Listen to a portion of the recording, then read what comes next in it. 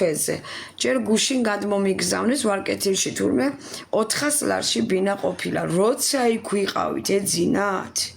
როცა იქ ვიყავით და ჩვენ გვიჭირდა და გვჭირდებოდა და ვითომ ფანობას მიკეთებენ და ვითომ გვერდში მიდგანან და ისევ ჩვენ გვიშოვია, ისევ მე დაუჩასაქვს წყალობს უფალი იესო ქრისტე ჯვარცმული თორე ფანები რა შეკვეთას გვაძლევთ დამთავრდა ეგ არის რომელი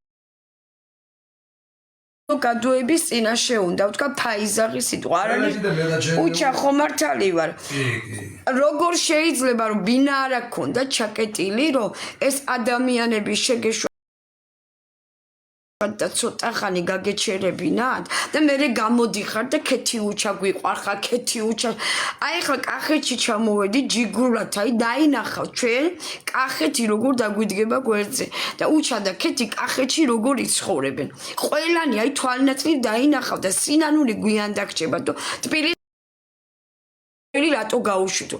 აი იმიტომ ჩვენ 500 ლარების გადამხდელი არ ვიყავით, იქ ხარჯი ბევრი იყო, ვითომ ფანები, ვითომ ხალხი შეკრება, სადა, როგორ აბა, რა მოგვეხმარეთ? აი ერთი სიტყვა ღმერთის წინაშე და უზენაესის წინაშე თქვით. რა მოგვეხმარეთ, რაც იქ ვიყავით? აი რომელმა რა მოგვეხმარეთ? მე გწინთ ხალხი გვიდგა მართლა სერიოზული, რომელსაც უნდა ჩვენი ბედნიერება, რომელსაც უნდა ჩვენი კეთილდღეობა. არის კახეთი, ვენაცვალე ჯიგარ კახეთს, არ არის უჩა ესე? თუნდაც მერიის თვალსაზრისით ვიტყვი მე. ამდენი ხანია ვყირივართ.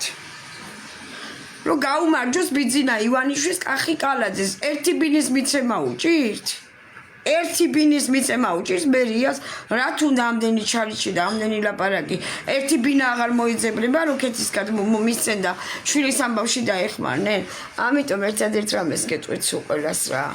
ჩვენ ყველაფერს ვაკვირდებით. ჩვენ დებილები და უტვინოები არა ვართ, ყველაფერს ვხარშავ ხოდ ვახარისხებთ. უფალია ჩვენთან.